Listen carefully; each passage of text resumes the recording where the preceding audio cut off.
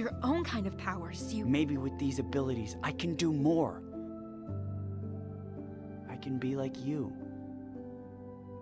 A warrior. After that character assassination, I hardly could finish part 1 of the Rwby Justice League collaboration. But WB released a new trailer today, and guess what? Part 2. They're back again, and they're back together. And I must say, from the trailer, I still don't quite seem convinced that I should really be partaking in this part 2. The trailer seems fine, and it is, you're back on Earth, and it's good to see the Justice League are looking at the usual selves. Just hoping they're acting like the usual selves this time. But the good thing I can say about the trailer is that I do like the look of the character designs, especially the Justice League. They do look great in what can be considered their traditional clothing. And the Rwby cast also looking spiffy. But apart from that, it's more of the same up from part 1. The animation, if you're not a fan of Rwby, the animation style is getting used to. But I know I didn't like Rwby in the beginning, so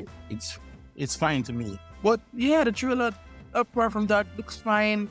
Nothing spectacular, nothing to say. If you did not enjoy part 1, you're going to definitely enjoy part 2. But we'll give them the benefit of the doubt, and which I will check out part 2 at least. And here's hoping for better writing this time, I can say. You know, right? So that's it. Yeah, so that's the new part 2 trailer. Guys, the link to the full trailer will be in the description below. And for everything else in terms of animation, you're already at Blue Crescent Studio.